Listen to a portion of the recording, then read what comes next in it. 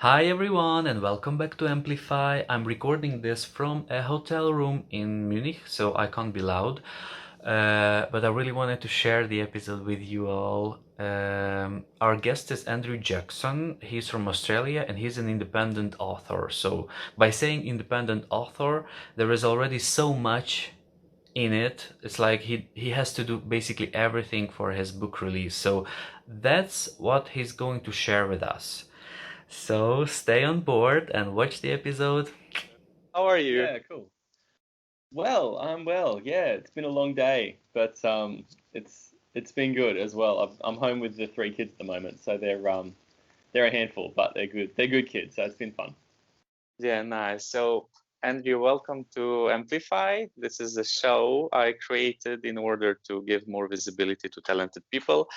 Also, because I'm surrounded by lots of talented people and I wanted to learn and I wanted everyone to learn from others. So, I really wanted to have this conversation with you because I think 2018 was it when we did when you released a book called Unseen. And I Yeah, think yeah, that first part of it in the series. yeah. I read your book and I made a book face for your book, which was very interesting. And I wasn't very into sci-fi, so it was something new for me. But Yeah, anyway, cool. let's start. Let's start with where are you from? So I'm from Newcastle in Australia. It's about 2 hours north of Sydney on the coast. So it's the largest city in Australia that's not a capital city. So we're still probably a very large town. Um, so we've got a lot of beaches and bushland, and it's really nice. Yeah. Were you born there? Yeah, so I was born in Newcastle, lived there. When I was really young, we spent a year out in Burke, which is way, way inland. It's kind of, if you picture Australia in the movies, that's kind of what it is, like big brown, red desert and kangaroos everywhere and that kind of thing. Um, and I spent some time in a little town in Victoria, which is quite cold. So it was a real contrast between going from kind of desert to an hour from the snow. Um, and then moved back to Newcastle, and I've stayed ever since. I've thought about moving to other places, but we just don't have much traffic here. It's awesome. I don't like Yeah, sitting in traffic, and so like it works somewhere really well. in the forest, like where there are no neighbors, no traffic, nothing. Yeah, that sounds really nice. I'm in the suburbs, so we're very surrounded by houses and things. But I'm in a 10-minute walk, and I'll be kind of in a big, wide open bushland space or something. So it's best of both worlds.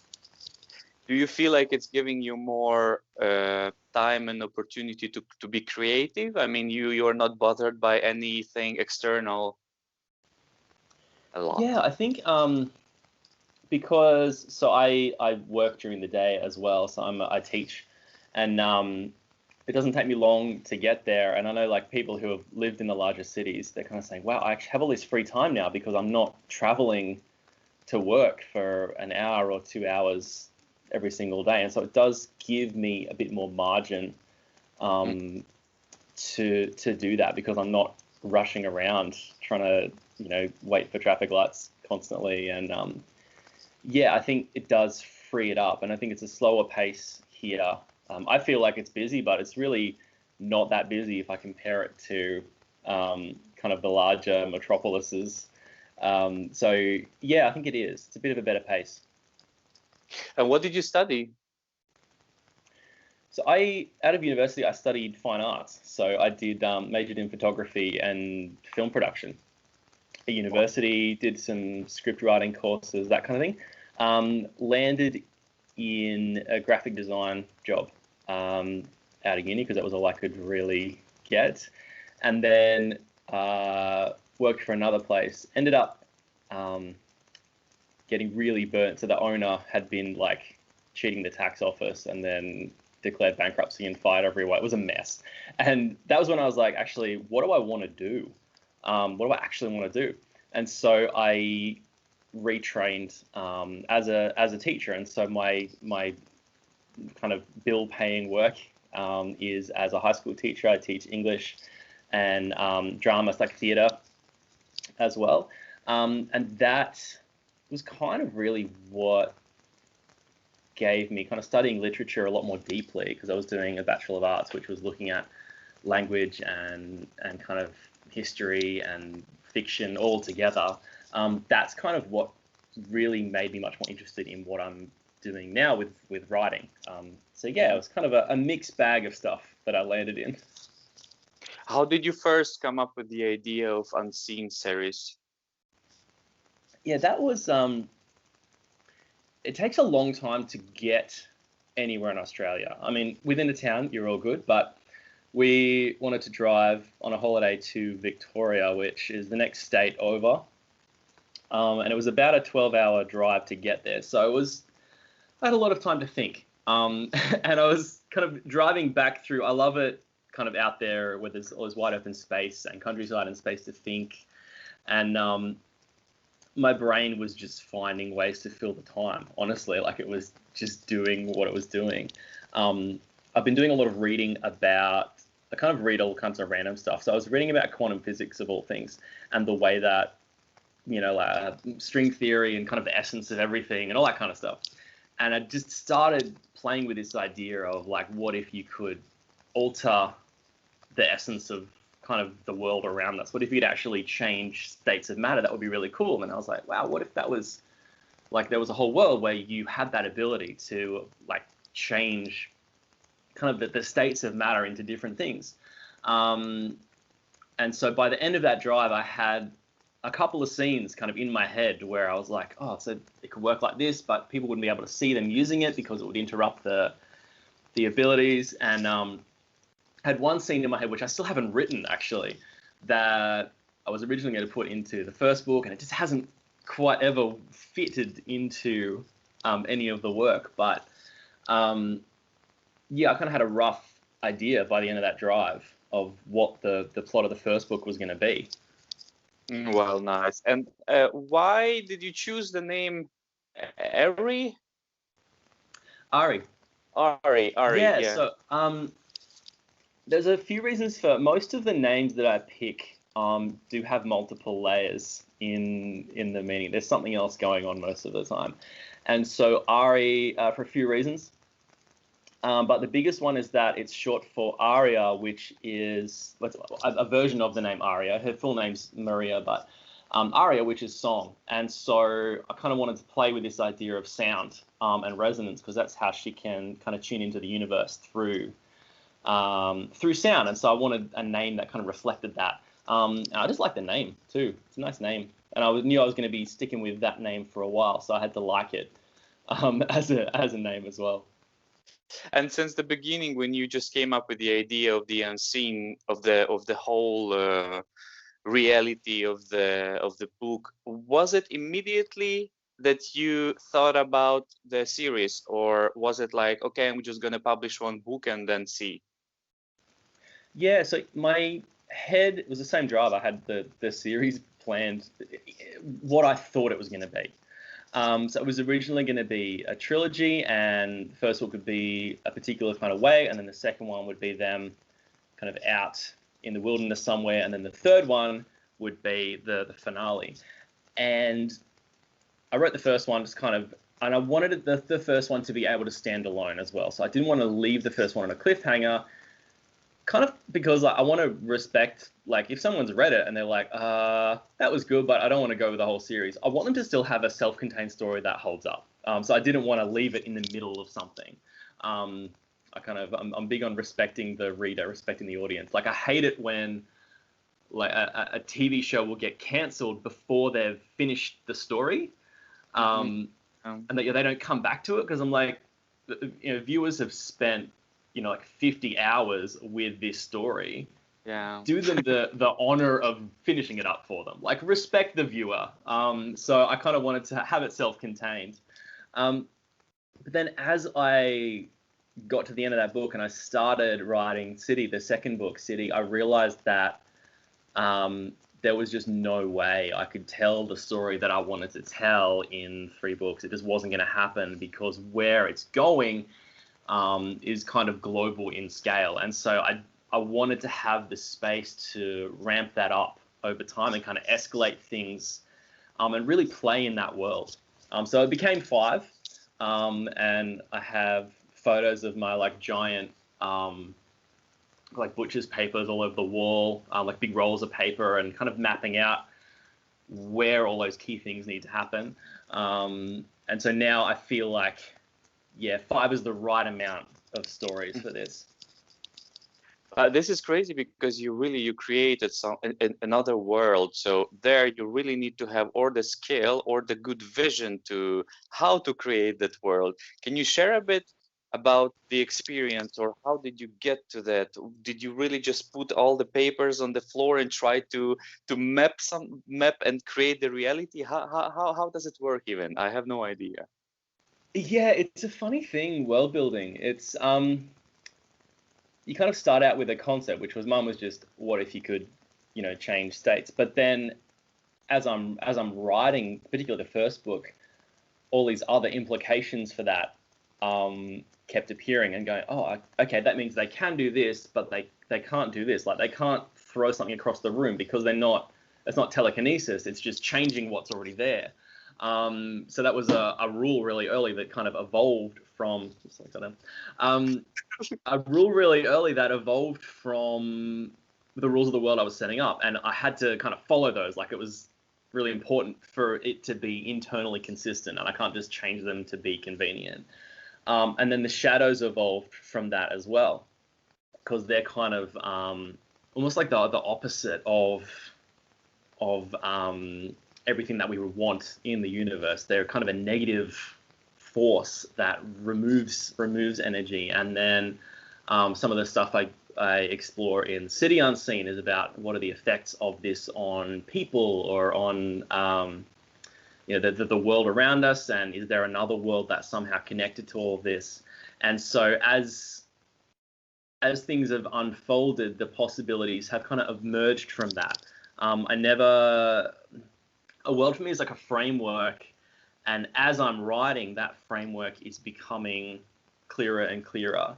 And so I spent so much time in editing of The Fire Unseen, just making sure that I was following my own rules, and plugging those holes and going, oh, actually that doesn't work. How am I going to do this now? And so I was just constantly reading. And now that those are set, there's so much space to play within that. I think there's some limits to it, but I like that because it forces that creative solution to, like, okay, how is she going to get out of this?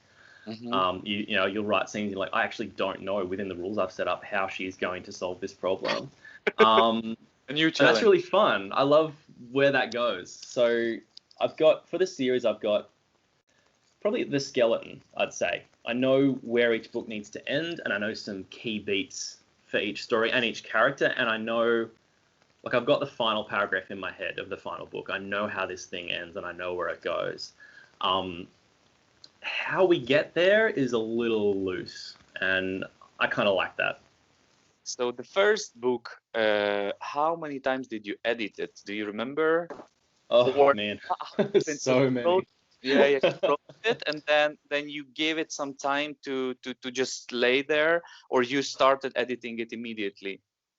So I wrote it and I finished it, and then my first son was born about 3 weeks later. So I didn't have much brain space for anything. I wrote a short story in like a couple of weeks after he was born, and it's super weird because I was just like sleep deprived and hallucinating, just about. And honestly, probably left it for a good 6 months. Okay. And then I came back and I read it through, and I realized that the first entire half of the book didn't work. So I deleted it and started again. The first half. So about the first 40,000 words, some stuff is left over, but it needed a total structural change because it was the first novel I'd written. I was kind of working out what my style was in a novel, and how to pace a story and how to structure a story and so the second half of the book, I'd kind of figured that out. I knew what the voice was, I knew what I was doing, and so I had to then go back and redo the first half of the book, basically. Significantly changed the pacing. In the original pacing, she wakes up with the kindred in chapter 4, and in the new one, I think it's something like 13 or 14 because I wanted to spend a lot more time building her ordinary life before going into. It's more of a slow burn thriller at the start, just as she's slowly uncovering this conspiracy. Because I wanted to be a bit more grounded in reality before we go straight into what is quite a wild kind of fantasy world. Yeah. So yeah, that was a total rewrite. From there, oh gee, I must have gone through it between 10 and 12 times myself. Then I had, particularly because it was a first one, I was really worried about like, what if this is terrible? And I think that's part of the creative process. Like, you need to be a little bit freaked out. If you're not a little bit worried, that's probably not a good sign. Like, because you need to have that level of fear to make it good. And then I had a team of about 5 or 6 people who I trusted to give me honest, like really brutally honest feedback, read it, and then give me their notes. So I went through another pass, and then I had my editor go through it as well and do some copy edits and just point out some like little detail things. And then I probably read it through another 2 or 3 times after. So it was probably, yeah, upwards of 12, 15 edits for that one. The second book took about 7, so it was a much faster process second time around. And by the editor, you mean you are with the publisher or no? Or you just hired someone to do the job of editing for you? Yeah, I hired someone. So I'm an indie author. I did spend some time looking into publishing and like getting published as such. And the tricky thing, particularly, I don't know what it's like elsewhere, but in Australia, those new to mid-list authors don't seem to be getting a lot of traction. So like in the publisher submission forms, it was, what is your existing platform? What is your current audience? And I was like, I don't, like 0. Like, I don't have an audience. What you mean I have to get an audience? And then how does this work? How do I get an audience if I'm not published? So I eventually just went, you know what? I'm just going to do this thing. I'm going to do it myself. And it's a lot of fun. It's a definite challenge. I do love how responsive you can be.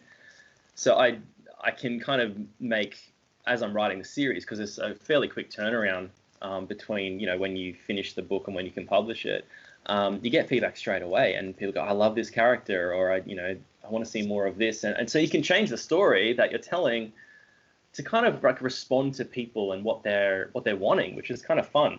It's much more like, I've heard it compared to theatre acting instead of film. With film, there's this 4-year lead time, and then it's done. But with theatre, you're right in front of people, and you can respond as you go. So that's been the cool thing about being an indie. The tricky thing is you got to stump up for stuff like editing and artwork and marketing that someone else would pay for normally. So yeah, finding an editor is a tough one. But I was fortunate to I've had 2 different editors, and they've both been really, really thorough and really good, and have come highly recommended. So yes, but yeah, it's an expensive process. You are with them during the whole series, yeah? Or you changed editors? I had to change for my first editor because she ended up not freelancing anymore. So then I found someone else. It was tricky having a different editor for a second book because she wasn't familiar with the first one, and so. But that was interesting as well to see how someone who didn't know the world at all was going to take the second book, because I kind of, particularly the City Unseen, after about chapter 4 or 5, it's a runaway train. It just kind of starts and then just doesn't stop for the rest of the book. So it was interesting finding a new editor again. I don't know if I do the same for the third one. I kind of like that they've all got different like focuses and things they pick up on. I don't know, maybe I'll get 2 editors. I don't know if I can afford this. And now a bit of helpful information for our viewers and listeners. Mm-hmm. Where do we find an editor? Is there a platform or yeah? Yeah, so there's a few different places. I think it's been a while. Ali, so the Alliance of Independent Authors, I think, has a database of recommended editors. I think that's where I found one. There's another guy named Mark Dawson as well, who is really, really big in the kind of indie publishing thing. He's one of the biggest guys in the world. And he normally has some lists and things of recommended people, or people who've come with recommendations. And that's a good place to start. Then from there, I mean, the first thing I do is check out their website and like what they've done before. And, you know, if there's typos on the website, that's a bad sign for me. So I move on to someone else because, you know, attention to detail is really important. And then I might even buy one or two of the books that they've edited and see what I think and see how it's kind of held together. So yeah, it's a long process to find the right person, particularly the right person for the style, because kind of, you know, dark fantasy, urban fantasy is quite different from something like romance or historical fiction, and so they're looking for different things. That's a copy editor. There's the developmental editor as well, as someone who you might get in to help with the development of the story. I'm fortunate enough to know some people who are writers and who are really good, thorough readers. So rather than hire a developmental editor, I would just sit down and just spitball with them and go, hey, what do you think about this? But that is something that people might want to do as well if they're heading that direction, is get a developmental editor who will tell you, hey, this is really working as a book, or you lost me in the middle, or that kind of stuff as well. So there's a lot involved in the process. I didn't realize going into indie publishing how much there was actually going to be to do. Yeah, so it was seriously. a surprise. Yeah. Only listening about it, I'm already like terrified, because I'm writing a book now. Okay, it's not fantasy, it's a psychological thriller, but my plan is to finish the book by the end of 2021. But now listening about all that stuff, I'm like, okay. It's kind of challenging. Yeah, it's something that not everyone enjoys the indie process. I really like it because I love having the creative control and having the control over what my work is going to do and look like. But I think that said, like, it's an involved process, but you learn as you go. And as long as you've got, there's so many websites out there now that just go through, here's how to do this thing. Here's how to find people. There's whole stacks of communities on Facebook of authors who are kind of all figuring it out together. And so I've found those really, really, really helpful. So it's rewarding. It's really rewarding to have gone, yeah, I did this thing, and this was my thing, and I kind of did it myself. So if you're thinking of doing that, don't let the bigness of the process get in the way. Just give it. It's going to take longer than you think. Like, give it a good 6 months of lead time to go, okay, here's my timeline. Here's what I want to do. Here's where I'm going with it. And I think for me, the biggest thing was getting people that I trusted to read it, who I knew were going to be really honest.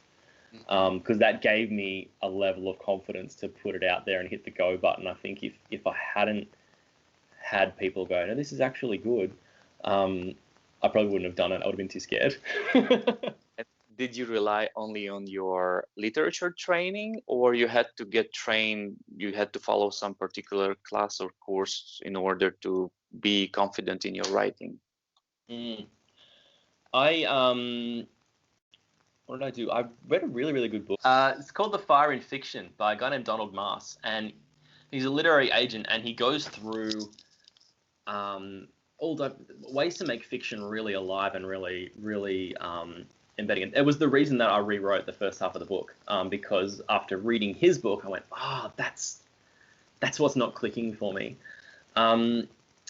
It's been a lot of reading of different things, and working on different skills. I wasn't very good at writing dialogue. I was like, my dialogue's really bland and boring. So I went and read a bunch of John Green novels because his dialogue is really snappy, and wrote like 3 or 4 television pilot scripts, not to do anything with them necessarily, but just to practice dialogue, because that's all you can do in a pilot script is dialogue. So it was a lot of trial and error and working out, I don't actually know how to do this very well. I need to go like find a resource.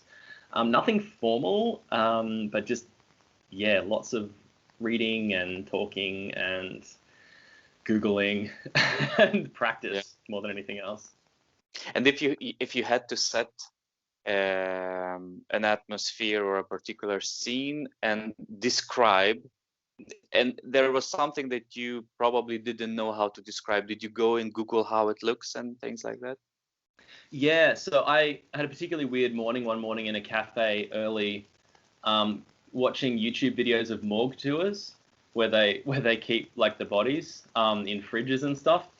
So, and I was kind of like, I really hope no one can see my screen right now because I look like such a weirdo watching these videos in public. But yeah, so lots of that. So the first book I probably drew mostly on my own experience in my own life and kind of the places I've been. Even I used to do youth work, and so I was familiar with the back layout of a police station. I knew what that looked like because I'd been in there working with people. So I was able to kind of draw from those experiences. And then with the City Unseen, went to some more unusual places like the city morgue or subway tunnels. And so either I would try and find some tunnels, or kind of just imagine, okay, what's this going to be like? I mean, there's tunnels everywhere in Newcastle. We're an old mining town, so there's mines everywhere. You're not supposed to go in them, but they used to do tours and things, and so you can kind of draw from knowing what that's like. And then just lots of YouTube videos and researching, what does it feel like to be stabbed or whatever, and it's kind of an odd thing to be Googling again.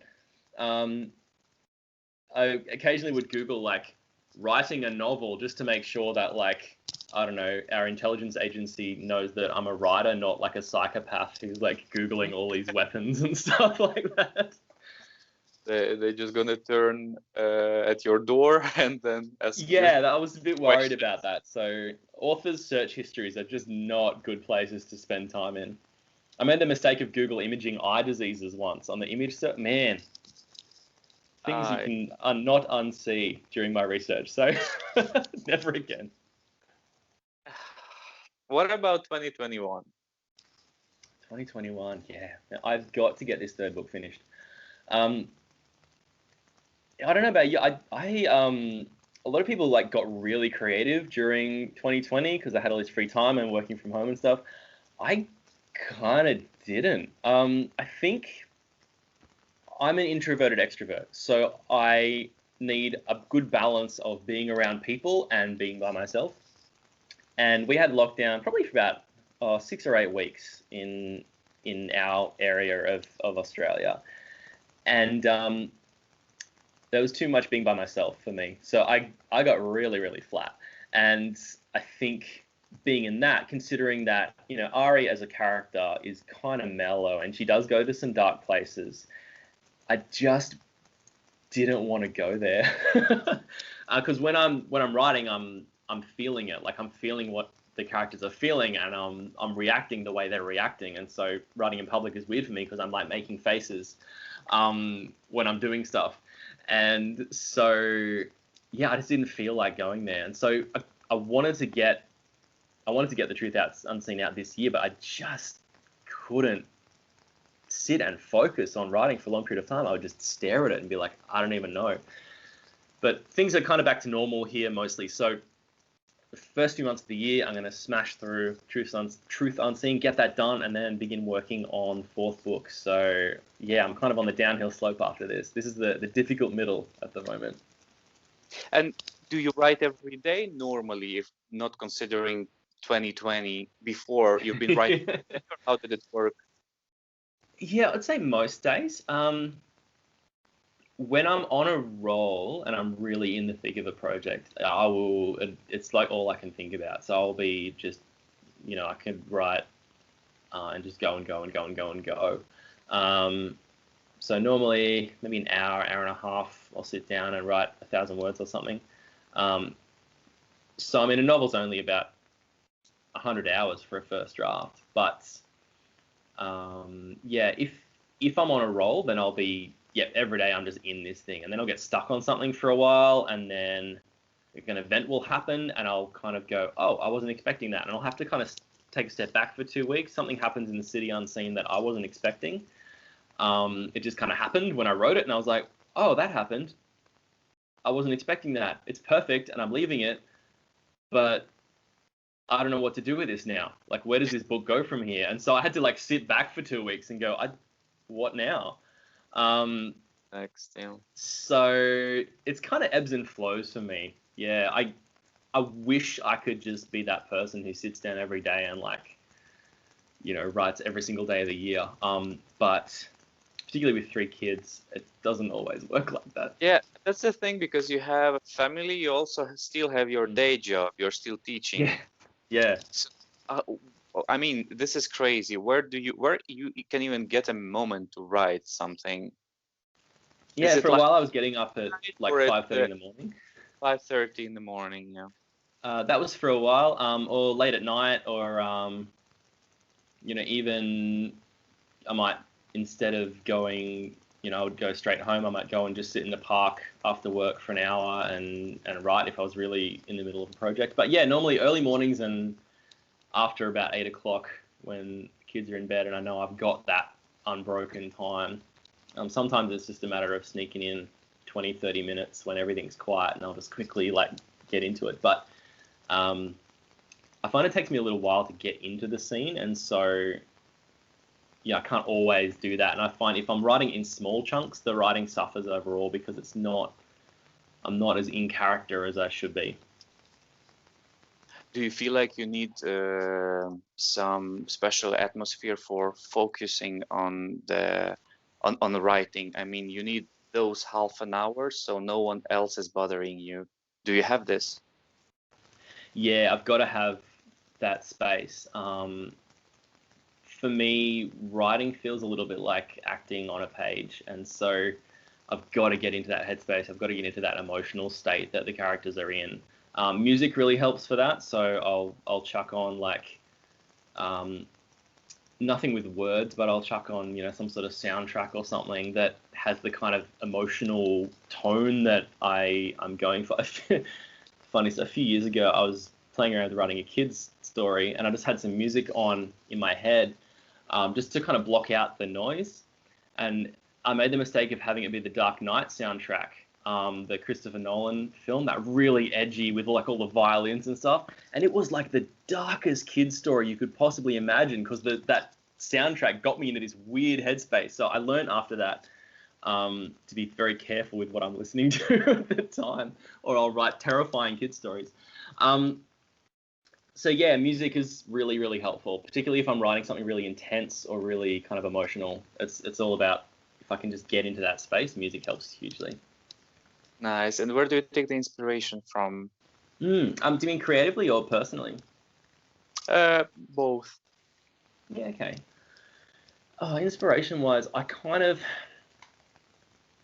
I'm a bit of a hoarder when it comes to inspiration. I'm just constantly collecting stories and experiences, and filing them away in my head. I'm kind of the person who walks towards the sound of sirens or explosions rather than away, because I'm curious, which sometimes gets me into interesting situations where I'm like, oh, this is fun.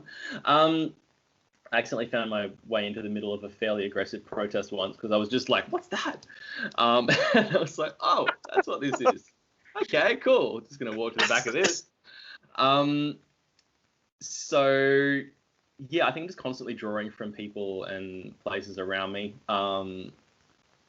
Just little bits and pieces. Nothing like really specific, but I'm just hoarding experiences. Personally, inspiration-wise, I don't know. I think I've met enough of my heroes to know that you shouldn't meet your heroes, but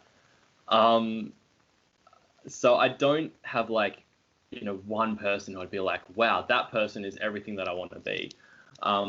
So I kind of like collect bits and pieces. Like I love, this person's creativity, or this person's kind of activism, or this person's voice, or, phenomenal Australian writer, as Marcus Zuzak. He wrote The Book Thief. I love his words and the way he uses language, and so that's something that I'm like, oh, I'd love to be able to use that, for example, use those words. And I love Dean Koontz as an author because his characters are just so left field and quirky and interesting, and so I'd love to bring some more of that into my work. And so yeah, just little bits and pieces from everywhere, I think, more than like one specific thing or person that I could say is like, that's it. Did you use in your book some dialogues that you heard somewhere? Oh, I'm not. sure not about throwing fireballs, but Yeah, yeah, yeah. That would have been an interesting day. at the supermarket. I think so because I teach and I've done youth work in the past. I spend a lot of time around teenagers, and so the way that they talk, I'm really familiar with that. And so I tried to be, without using all the slang because that dates really quickly, try to capture that kind of tone and the kind of the way that they're speaking to each other fairly closely. Not specific dialogue as such. I think I try to imagine, particularly scenes with HUD, for example, like in the prequel or in City Unseen. He really likes witty banter, and so I think back to when I was in high school. A bunch of my friends and I, there was this constant banter back and forth that you'd just be like Mhm. lightly teasing people. So that's kind of I just think back to that and go, what's that like, and then try to capture that more than anything else. And is any of your characters inspired by a real character, a real person? Yeah. Yeah, I think with Ari, she's a combination of a bunch of different people. A bunch of people I've known over the years who have been really strong and been able to rise to some really difficult situations. And so yeah, my heroes tend to be composites of the best things I see in the people around me. My villains tend to be a little more specific to people that I've known,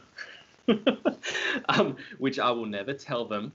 But people who have been antagonists in my own life because those particular qualities just rub me the wrong way because of the way that this person was to me.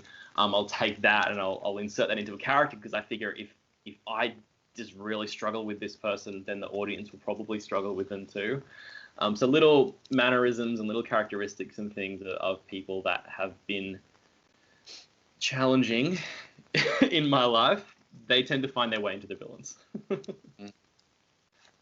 And what about new skills? Are you planning to learn something? Is there something you want to learn now in 2021 or later? Yeah, I've kind of been for the last 6 months playing back around with music again. I chucked some stuff up on Instagram a little while ago. Something that was a really, really big part of my life for a long time, and I kind of just stepped away from it. I think just particularly having young kids, like anytime you start playing, they come and like it's kind of nice. Like they'll come and like sit in, but then they'll also tend to try and play while you're playing. Like they'll be reaching up and like strumming the guitar strings and stuff, which makes it really hard to like find that space in the day. So I kind of stepped away from it from a while. But that's something that I probably want to get more back into this year, just playing around with music and enjoying it, and just even writing stuff, Mm-hmm. just for the sake of doing it, not for any particular purpose or reason or project, just because. You play guitar or you play some other instruments as well? Yeah, guitar and piano as well. It's been a long Piano. time since I've done anything like really formal on piano, but I'll just kind of like smash out some chords to a If you song like that I like. And to release a song one day. it's in the back of my mind. Hey, it'd be really cool one day to do that. I always get about halfway through something and then I stall out and think it's terrible and give up.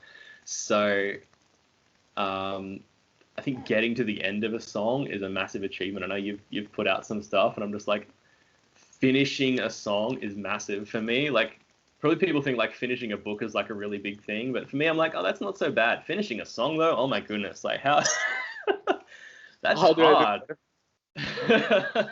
that? Yes, that's hard for me, I think. Yeah, let's talk about advices towards new writers if I want to write. Because I also saw on your Instagram that you are using some interesting tools that I never heard of because I just got to writing. A tool which helps structure the plot I guess. And so I'd like to talk about that more and any other advice that you can give to people who are just starting as writers. Yeah, totally. The tool is Scrivener, and it's amazing. It totally changed how I was putting it together. I wrote the fire on scene in a very, very long Word document, and that was just so difficult to figure out. Like, oh, I want to move this scene. Now I've got to find it by scrolling through 300 pages of Word. Whereas Scrivener lets you break it into scenes, and so each scene kind of sits on its own little like a tab basically, and so you can click through and drag and drop things and rearrange things. It also does exporting, so all of my like digital files that I'll put on Amazon or another retailer, they're all exported straight from Scrivener, so it allows you to do layouts and all kinds of stuff. So it's really phenomenal stuff. Can't recommend it highly enough. Do you use anything else like Grammarly or something else for spell check? No, it's got an inbuilt spell checker, which is really handy. Grammarly wise, no, I tried it in the past, and I know it's changed recently. They've updated it, but I found Grammarly really geared in the early days towards business writing, and so it would be picking up on a lot of stuff like fragment sentences that were actually there on purpose. Like I wanted it to read that way, or I wanted it, and so if I put it through Grammarly, it came out very, very formal and like a business document kind of thing. I teach literature and language, so my grammar's reasonably good. I have the occasional errors, but that's what my copy editor's for at the end. She'll go through and find all those for me. So I pay someone to do it.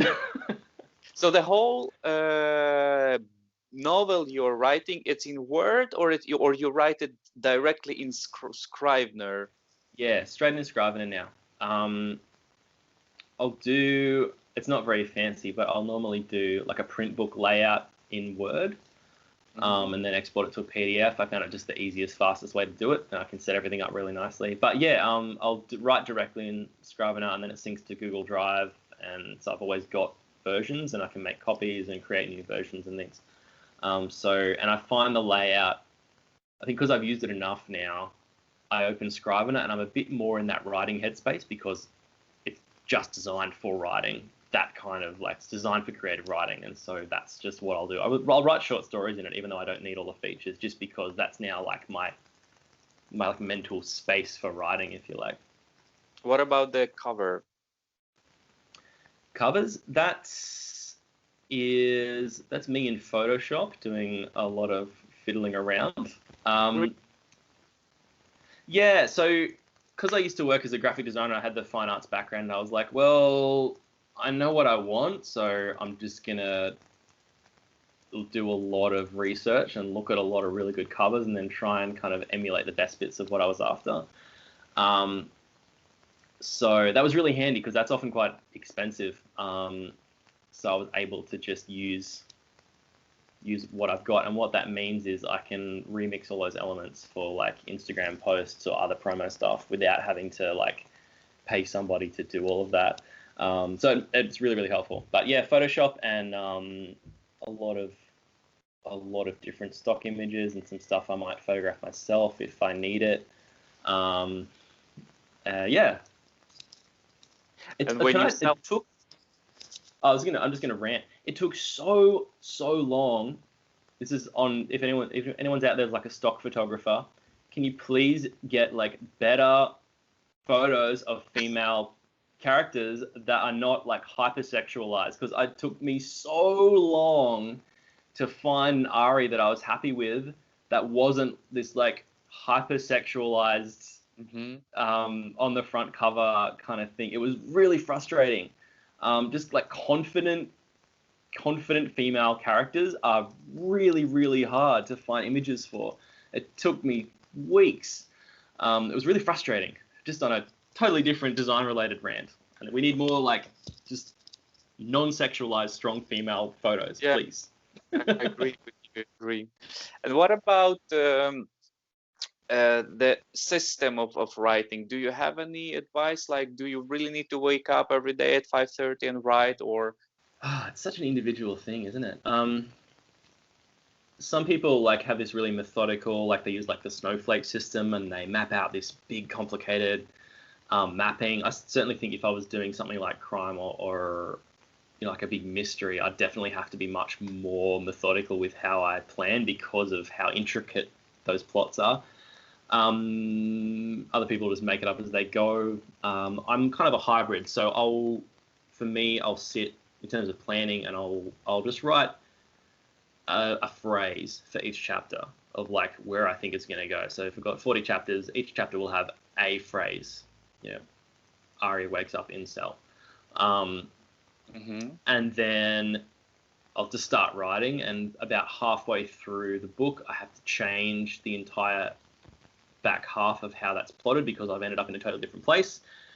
And I just know that now. Like, I know that my initial plan is not going to survive past about halfway through the book, and then I'll just go the rest. In terms of timing, no, for me, I don't know. I really wish that I was that routine person who could like do it at the same time every day. Like, I feel like that would be like, I'd be that person who like, does the thing, but I just haven't been able to pull it off consistently for long enough.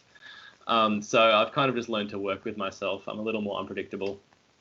But I think for writers, particularly starting out, writing in public, like writing not necessarily for the whole internet and not like to sell it, but just like finding a group of people that want to read your stuff and just putting it out there and getting that feedback and having people go, oh, I love this, or hey, this doesn't make any sense, or this was cool, but I didn't like this scene, or that kind of stuff makes a huge difference. Like I deleted pages and pages from my first draft of the firearm scene because someone was like, yeah, I didn't love that scene. So I was like, great, done, dead, like it's gone.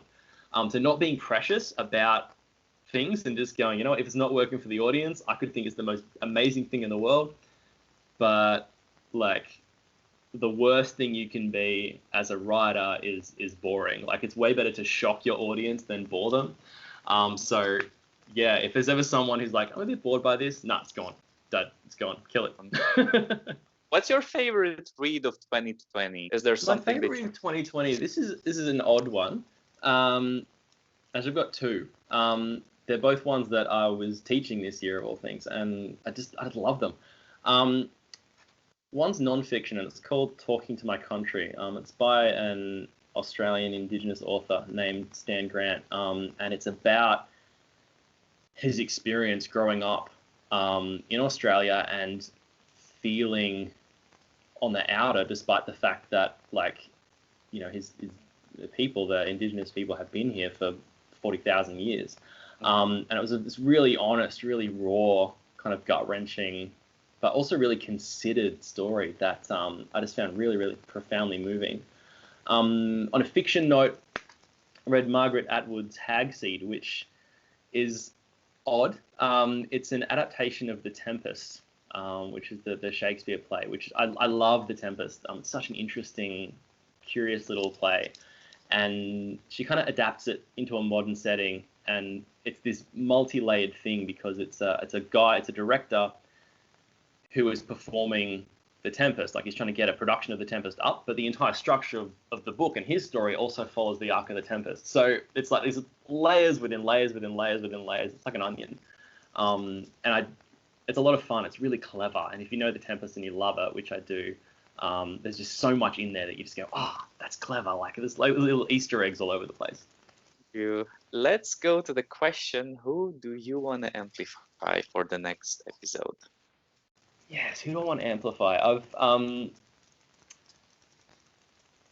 got a good friend and a brilliant artist. Her name's Ruve Stanecki. She is an insanely talented artist. Her portraits and her landscapes are just incredible. And she's got such an interesting way of looking at the world. It's highly creative and highly unique.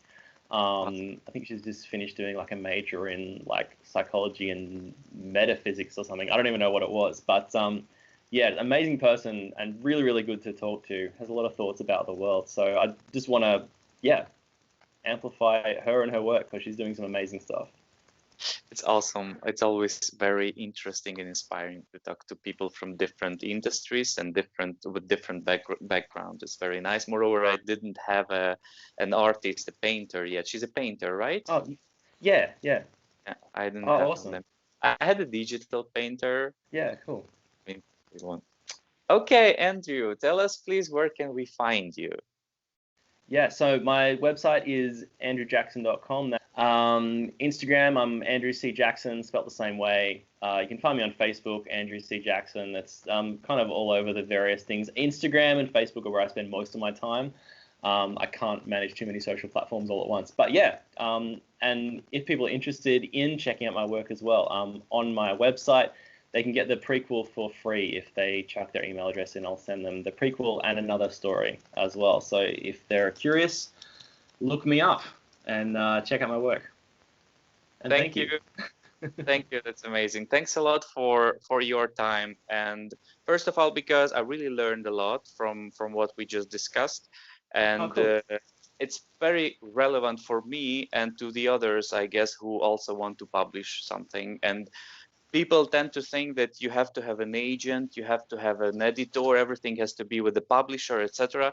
But you are a real example that it's not true, and you can go ahead and be an independent author and do it yourself. So that's something which should inspire people much more than, you know, to look through years and years for a publisher. Thank you. Yeah, thank you very yeah, totally.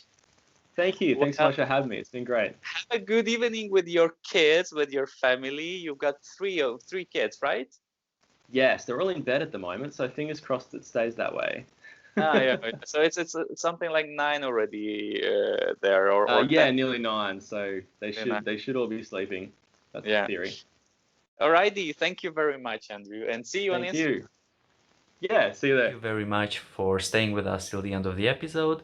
As I was saying during the last couple of weeks, at the end of every episode, I'm trying to promote an independent musician. So today's guest is going to be a singer and songwriter from Hamburg, Ammo Jr., and we're gonna listen to his song, which is called Wake Up.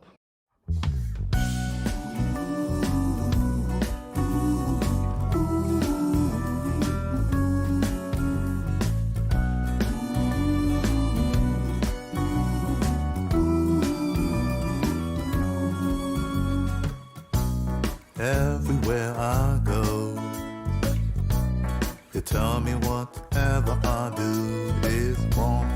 Anyway, I see it differently. So while I'm standing here and singing, I want you to listen carefully and properly. Carefully and properly.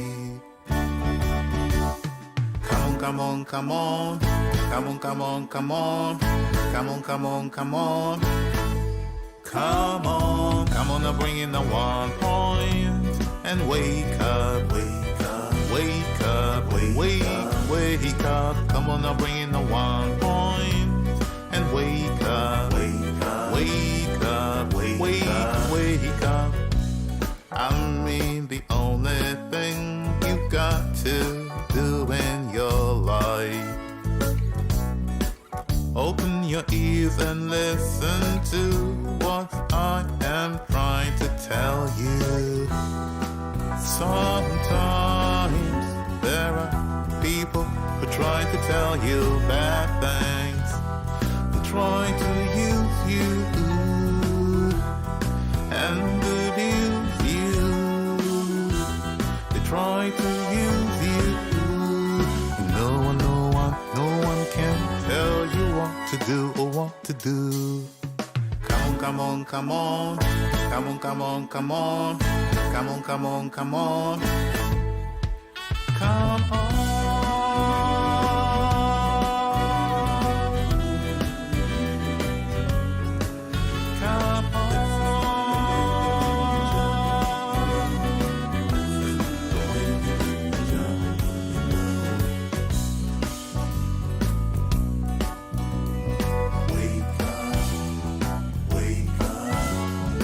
It's alright. alright, and it's okay. You can follow your own way.